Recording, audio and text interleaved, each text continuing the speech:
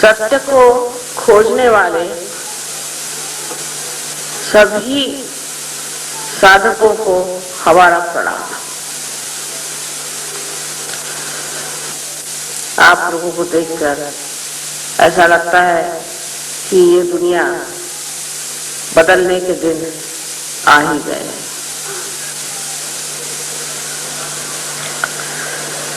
आपकी उत्कंठा बिल्कुल जाहिर है और आपकी इच्छा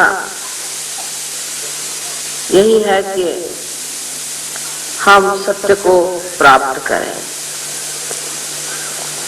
सत्य के बारे में एक बात कहनी है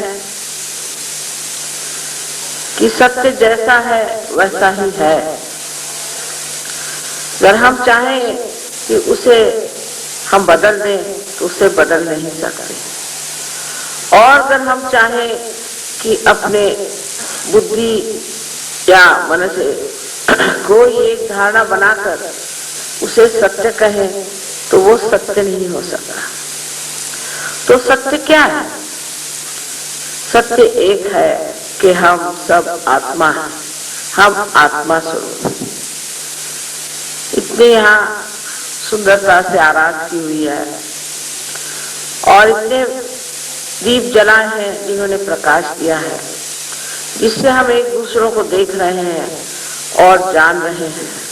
पर अगर यहाँ अज्ञान का अंधार हो, अंधियारा छाया हुआ हो और हम उस अज्ञान में खोए हुए हैं, तो एक ही बात जाननी चाहिए कि हम सब प्रकाशमय हो सकते हैं और हमारे अंदर भी दीप जल सकता है। और ये दीप हम बहुत आसानी से प्रज्वलित कर सकते हैं, जला सकते हैं और उसका उजाला सारे संसार में हम फैला सकते हैं।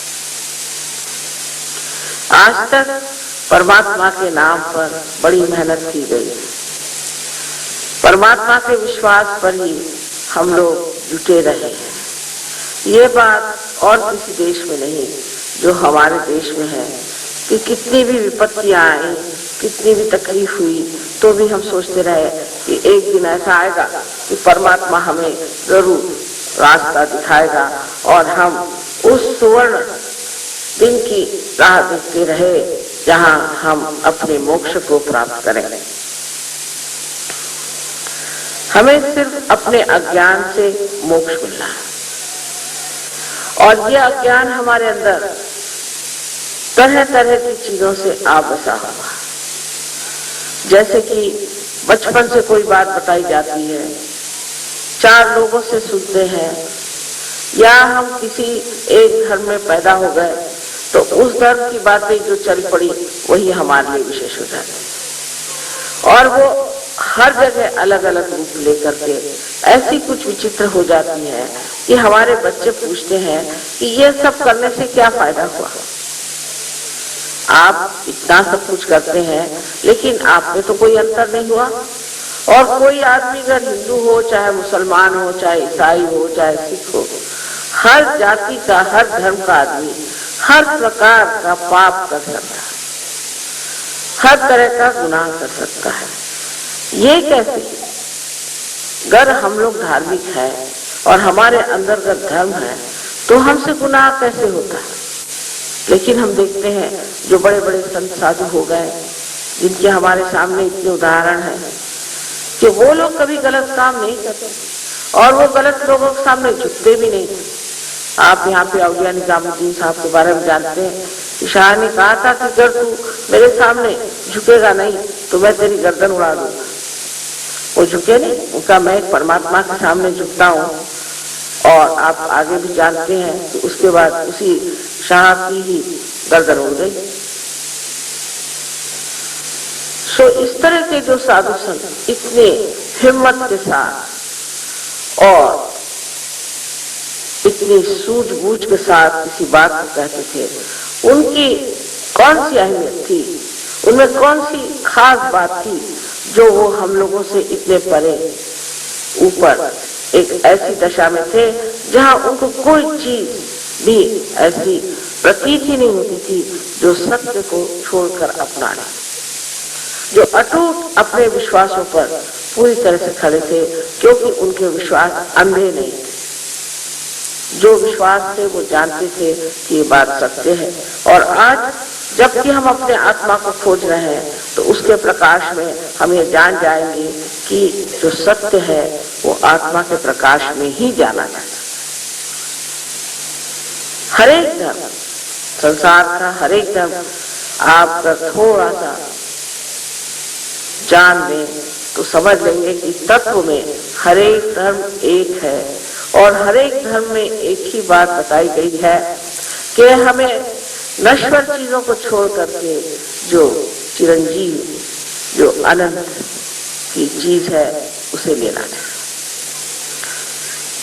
हम लोग बहुत बार सांसारिक बातों में इस तरह से लपट जाते हैं कि इस चीज को भूल जाते हैं कि जो नश्वर चीजें हैं जहां तक है वहां तक ठीक है, लेकिन उसमें अतिशयता कर देने से हमारा सर्वनाश हो जाता है, क्योंकि वो ही स्वयं नाशमय है। अंत में हमारा भी नाश उससे हो जाता है। लेकिन इस सब को जानने के लिए हमारे अंदर ज्ञान होना चाहिए। ज्ञान का मतलब ये नहीं कि पढ़ना लिखना। बहुत से लोग हैं मुझे बताते हैं कि हम तो रोज जो है शिवलीलामृत पढ़ते हैं और हम रोज एक पूरा उसका अध्याय पूरा करते हैं, लेकिन आपके अंदर उससे कोई परिवर्तन हुआ? क्या आप शिवलीलामृत पढ़ने के बाद ऐसा कह सकते हैं कि इसके बाद आप कोई गुनाह नहीं करेंगे? या आप कुरान पढ़ने के बाद ऐसा कह सकते हैं कि अब इसके बाद हम कोई गुनाह नहीं करेंगे? या ग्रंथ साहब को पढ़ने के बाद क्या आप कह सकते हैं कि हम कोई गुनाह नहीं करेंगे? तो इन महान किताबों में जो लिखा है वो एक लिखी हुई चीज हो गई, वो हमारे अंदर नहीं आई। जो कुछ भी है वो बाहर है और उसमें अगर हम सोच लें कि इनको पढ़ने मात्र से ही हम ठीक हो जाएंगे तो ये हमारी गलत धारणा है। सिर्फ ये जान लेना चाहिए कि इसका बोध होना चाहिए, यानी अपने नसों में आपको जानना चाहिए। चारों तरफ फैली हुई ये परमात्मा की शक्ति है, ऐसा कहा जाता है। तो देखने में क्या है? अगर आप साइंस वाले हैं तो इसे आप देखिए कि ये कौन सी शक्ति है जिसे आप प्राप्त कर सकते हैं। ये जो शक्ति हमारे अंदर है, ये शक्ति इससे कि हम उसे जानते हैं, वो भी अगर हम कहें कि आपके अंदर सुप्तावस्था में है तो क्या है कि हम इसको पूरी तरह से प्राप्त कर लें, क्योंकि अगर ये हमारी ही शक्ति है और इससे हमें ही बोध होने वाला है और इससे हम ही बहुत ऊंचे उठ जाने वाले हैं, तो फिर क्यों ना हम इस चीज को पूरी तरह से अपना लें और इस पे पूरी बात करके जाने कि ये चीज है क्या। दूसरी बात ये भी कही जाती है, आज ही साहब ने मुझसे कहा कि कर्म करने से मनुष्य स्वच्छ हो जाता है। मैंने कहा मनुष्य कर्म क्या करता है? जब तक ये भावना आपके अंदर है कि आप कर्म कर रहे हैं तब तक आप स्वच्छ है ही नहीं। आपके अंदर अहंकार बैठा था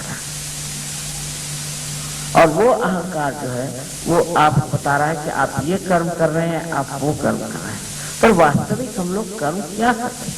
कोई चीज मर गई, कोई पेड़ मर गया तो उससे फर्नीचर बना दिया, या कहीं पत्थर से जो मरे हुए थे उनसे ला करके आपने अगर मकानात खड़े कर दिए, तो आपने क्या बड़ा भारी काम कर लिया? मरे से मरा किया, आपने कोई जिंदा काम किया है? सहयोग के बाद जब आप पार हो जाते हैं तो आपके हाथों से कुंडलिनी उठती है। यही बात है कि हम कुछ भी नहीं कर सकते, ये जीवंत क्रिया है, या अपने आप घटित होती है और हर मानव का ये जन्म सिद्ध अधिकार है कि वो इस योग को प्राप्त करे। भगवान ने आपको मनुष्य किस लिए बनाया? आधा अधूरा छोड़ देने के लिए, इस अज्ञान में गोते लगाने के लिए? ऐसा तो नहीं हो सकता। वो तो परमात्मा परम दयालु कृपावान है, वो क्या आपको इस तरह से छोड़ देंगे? बहुत से लोग सोचते हैं कि अब सारा संसार नष्ट होने वाला है। अरे जिसने ये संसार बनाया वो इतना बलिष्ठ और समर्थ है, वो क्या इस संसार को नष्ट होने देगा? कभी भी नहीं। और इसलिए जान लीजिए कि आप लोगों में से ही वो बलिष्ठ लोग तैयार होंगे जो सारे संसार को बदल सकते हैं और सारी दुनिया में आनंद ला सकते हैं। दूसरी बात ये भी है कि ये जैसे यहाँ इतने सारे आपने लाइट्स लगाए हैं और तब कोई पूछे कि भाई इन लाइट्स को इस तरह से जलाना है तो कहेंगे एक स्विच है उसे जला दीजिए, लाइट हो जाएगी। इसी प्रकार आपके अंदर भी पूर्ण व्यवस्था हो गई। उन्होंने बहुत सुंदर सारी व्यवस्था आपके अंदर कर रखी है व्यवस्थित रूप से, और बस एक स्विच लगाने की बात है कि वो सब हो जाएगा। अब अगर कोई बताए कि कहाँ से बिजली लाए, कहाँ से ये ले आए, वहां से वो लाए, ये बिजली का इतिहास क्या है, तो सरदर्द हो जाएगा। आप कहेंगे भैया पहले बत्ती लगाओ फिर बात करें। ऐसी ही बात है, सहयोग में पहले आप अपना प्रकाश को प्राप्त हो और उसके बाद हम फिर बात करेंगे। तो हो सकता है कि आज अभी हम लोग इसका प्रयोग करें। आप सबको आनंद का आशीर्वाद।